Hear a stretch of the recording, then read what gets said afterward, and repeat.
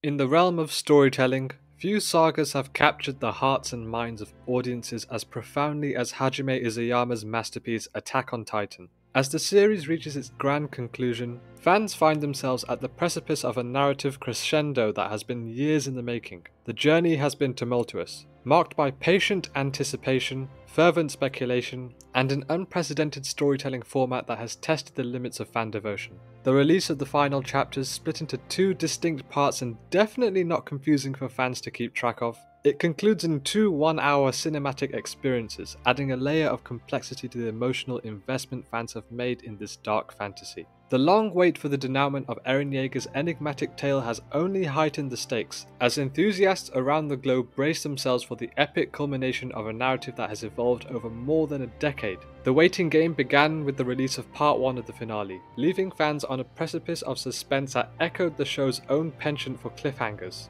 As the countdown to Part 2 commenced, the anticipation reached a fever pitch, testing the resilience of a community that had grown alongside the characters, grappling with the complexities of morality,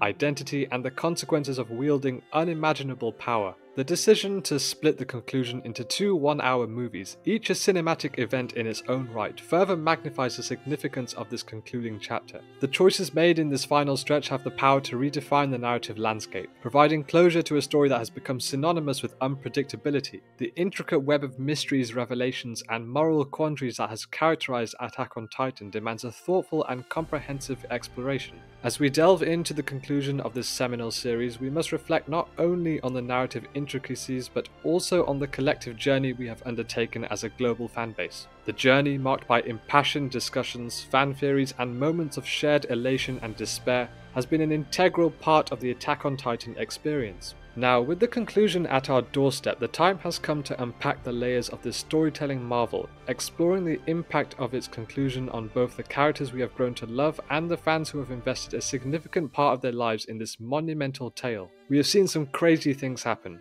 whether that be the time that Eren was revealed to be a Titan, Reiner reveals himself to be the Armored Titan, Erwin leading the troops into battle with the most epic and inspiring speech known to man. Everything we experienced on Paradis Island was packed with incredible action, intriguing mysteries, shocking character reveals, and deep lore. The world behind and beyond the walls was so distinct that when it came to the fourth season, you sensed that there was something different about the tone of the show. It was already significantly dark and disturbing, but Isayama found a way to make the first three seasons look like child's play. Its main themes transitioned to heavily induced politics, racism, and prejudice, all interwoven in the hellish landscape of war. A bitterly depressing subject that offers no sense of hope, only despair. And we're all watching season 4 scratching our heads. We're thinking, how did we get to this point? There's so much we missed. And this is a season where I feel many people were split on the show's conclusion. There's a huge fan base for Attack on Titan, and there always will be. For many, the entire story is considered a masterpiece. Not one bit was at fault. It was perfect, and the ending was beautiful and bittersweet. And then there are some like myself who are quite conflicted by the direction that the show was heading towards. The execution was effective, but at no point was I invested in the show compared to the first three seasons. It may have been nostalgia, but everything that was going on in Paradis Island was exciting, shocking, and just extremely entertaining. When we got to season 4, it just became extremely bleak, and gradually I lost my curiosity in the show. I felt the show became needlessly cynical. The show was about fighting back and not giving up. Now everyone looked empty and hopeless. And during the end credits, when they show the constant war and Paradis Island turning to dust amid the destruction of centuries of war, it was just so pessimistic. It reminded me of the scene in Futurama when Fry was frozen in the first episode. It shows a bunch of spaceships shooting down New York City, and I couldn't help compare it to the end credits of Attack on Titan. It was so bleak you couldn't help but laugh.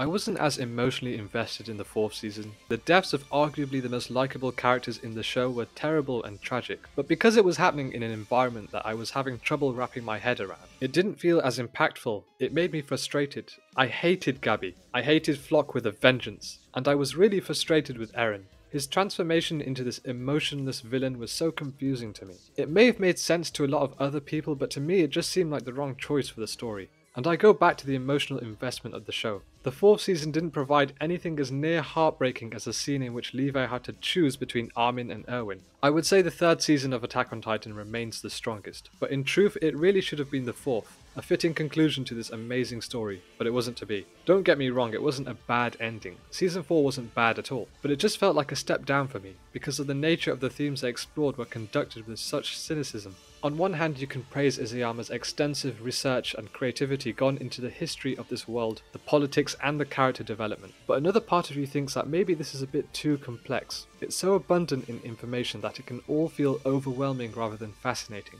I mean, the theme was that war is horrible, and the cycle of war will continue because that's all people do. I think this view was always bound to be conflicting. It was never going to be appreciated by the whole fanbase. We all know that war is a terrible thing, so showing all the atrocities in Season 4 didn't tell us anything we don't already know. And the end shows a boy finding the tree in which Eren was buried, alluding to the cycle of war with Titans starting over. To me, it seems as if the message of Attack on Titan was that hatred will only breed war and destruction. For the first 3 seasons, it was about facing adversity no matter how impossible the situation, and that's how I preferred it. But if we look at it from a more positive spin, there's no denying that the journey has been one of the most unique stories you will ever come across. Hajime Isayama's masterful storytelling in Attack on Titan is a testament to his meticulous planning and profound understanding of narrative complexity. The series not only features a deeply intricate plot, but also showcases an unparalleled commitment to character development, transforming its protagonists from mere archetypes into figures with layers of nuance and growth.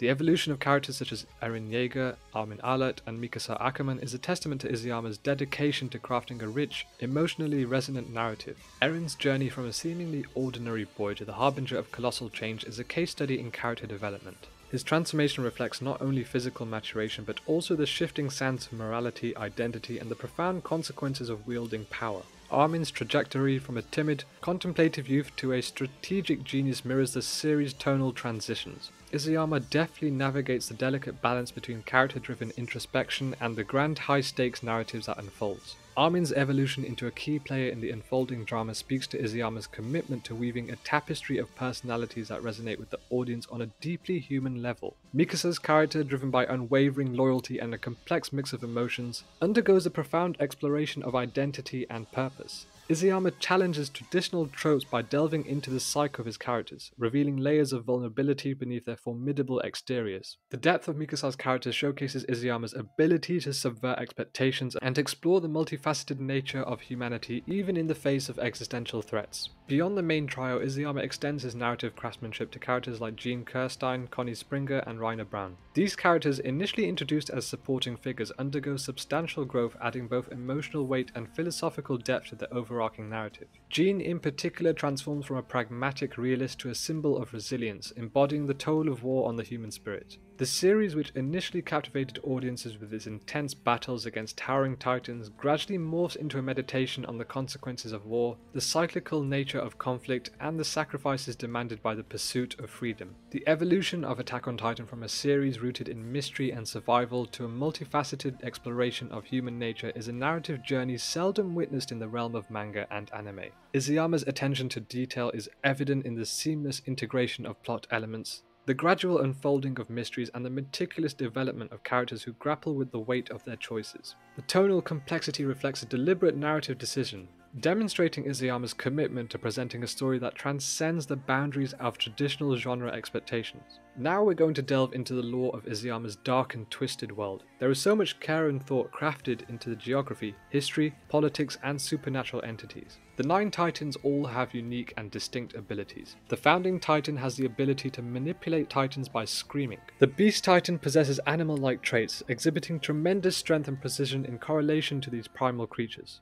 And then you have the Attack Titan, inherited by Eren. Now all Titans can receive memories of the past inheritors, but what makes the Attack Titan distinct from the rest is the ability to receive memories of future inheritors, thus bringing a loose concept of time travel into what is already a very complex story. Eren Kruger, an Eldian spy posing as a Malian embassy, receives memories of Grisha Yeager telling his son to protect Mikasa and Armin, though he was later unsure of who those memories belonged to. And when Grisha inherited the Attack Titan, he was able to realize the restriction of the Founding Titan's bloodline via Eren's memories. The Attack Titan inheritors are all cursed with this devastating ability. And while it does add a great amount of intrigue to the story, I have always felt that if time and being able to perceive knowledge of the future and past can often feel like a convenient plot device,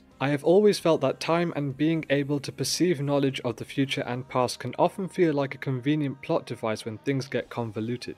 I know this is a harsh statement, but whenever the concept of time travel becomes a crucial part of the story when it was never the main theme, I can't get on board with it. Back to the Future and the Terminator are both about time travel, so it's relevant to the story if the plot becomes too complex and overwhelming. But then you have something like Avengers Endgame. The story completely backs out of its brave and admirable conclusion to Infinity War, which saw multiple main characters die, and Endgame just took a giant step back and decided to add time travel to the plot so they could win. This not only took away the threat of Thanos, but it stole the principle of consequences and dealing with them in the present. Avengers was never about time travel, and they used it as a cheap plot device to rewrite the wrongs. Even though Attack on Titan dealt with the concept of time with much more nuance and intelligence, you're still throwing in a very complicated theme because time ultimately has no meaning if you're the Attack Titan. There are now so many possibilities that can be unlocked. You can go back to the first Attack Titan and manipulate his or her thoughts to whatever the inheritor desires, whether that be for good or evil. You're essentially opening a can of worms, because changing events creates multiple possibilities with multiple timelines. As the narrative of Attack on Titan journeys into the territory of time manipulation, it becomes essential to dissect the implications of this narrative choice. The introduction of the Attack Titan's unique ability to traverse the corridors of time, acquiring glimpses both into the past and future, adds a layer of intricacy to an already densely woven narrative. The concept of time travel in storytelling has often been a double-edged sword, offering a tantalizing avenue for plot development while risking the erosion of narrative integrity. The Attack Titan's ability to transcend temporal boundaries brings forth a myriad of questions regarding the consequence and ethical quandaries of altering the course of history. This complexity, while intriguing, can lead to a narrative landscape fraught with paradoxes and unforeseen consequences. The series introduces this temporal dimension through Eren Kruger, who, in a moment of revelation, glimpses into the future, passing on a message to Grisha Yeager. This revelation plants the seed of a time loop, where past, present, and future intertwine in a tapestry of interconnected destinies. Grisha, inheriting the Attack Titan, grapples with the burden of Eren's memories, unraveling the limitations imposed by the Founding Titan's bloodline. However, the incorporation of time travel, even when executed with nuance and intelligence, carries the inherent risk of diluting the core themes that have defined the series.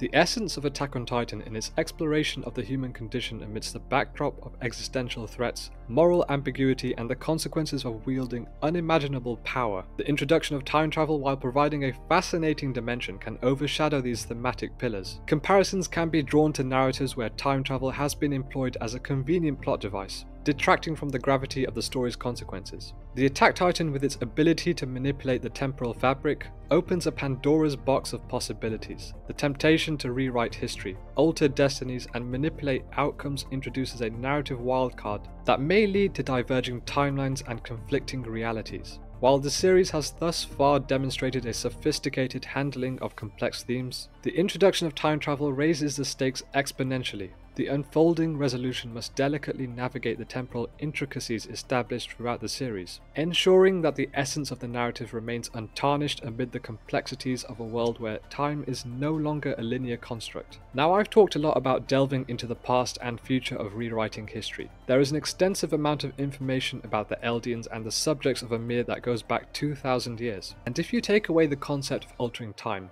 there is a rich tapestry of history that does play into the conclusion of the show, and does so with great thought and consideration. I want to discuss the Ackerman clan, a very intriguing slice of lore that explores a bloodline of warriors that have protected the Eldian king, until they were persecuted after refusing to obey King Fritz's orders. The very king who created the walls with the power of the Titans and wiped his people's memories and knowledge of the outside world. The Ackermans possessed an awakened power. It allows them to manifest physical powers far greater than the average human. The reason behind this supernatural ability goes back to the old Eldian Empire. The Ackermans were subject of experiments which allowed them to possess Titan powers without becoming a Titan. This power is only triggered through survival instinct. For instance, in Mikasa's youth, she is told by Eren to fight against the robbers, which was the catalyst that awakened her power. They were also immune to the power of the Titan, even though they are connected to the past like all other subjects of Ymir. Levi and Mikasa are the only remaining relatives of the Ackerman family. We have seen them go through an incredibly intense and heartbreaking journey.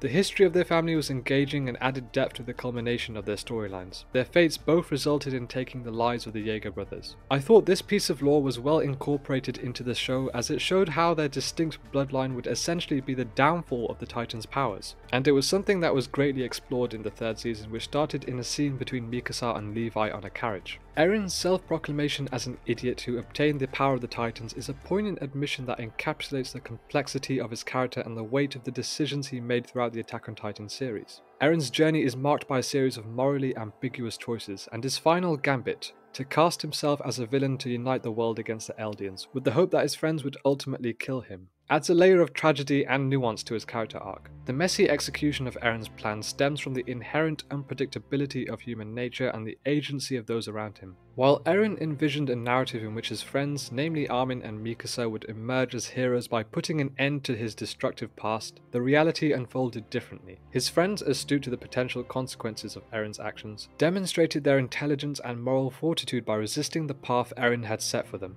Armin, with his strategic acumen, Mikasa with her unwavering loyalty, and Levi with his pragmatism, collectively challenged Eren's vision of martyrdom. They understood the gravity of the situation, recognizing that becoming the villains themselves would not solve the deeper issues at play. Their refusal to succumb to Eren's orchestrated tragedy showcased a resilience to moral compromise and an unwavering commitment to their principles. This divergence between Eren's vision and the actions of his friends adds a layer of tragic irony to the narrative. Eren's attempt to shape the narrative and sacrifice himself for the greater good encountered the inherent messiness of human agency. It underscores the series' overarching theme that individuals, no matter how powerful or determined, cannot entirely control the course of history or the actions of those around them. In the end, the complexity of Eren's character lies in the dissonance between his intentions and the reality of his actions. The narrative arc serves as a commentary on the unpredictable nature of human decisions, the consequences of absolute power, and the struggles of individuals to shape their destinies in a world fraught with moral ambiguity. The tension between Eren's desire to be a savior and the agency of his friends paints a vivid portrait of the inherent messiness of the human experience. Even within the fantastical context of the Attack on Titan universe, I think most fans of the show feel this is the way it should have ended. The execution of Season 4 and its finale was perfect. That was never the problem I had with the conclusion. It was more so the decision of characters' motivations. However, I feel like my opinion is in the minority, but overall I enjoyed the show for what it stood as. However you feel about the ending to Attack on Titan, we all felt the experience leading up to the finale was unique, distinct, and highly emotional. And we should at the very least appreciate the legacy that Attack on Titan has established in the world of anime.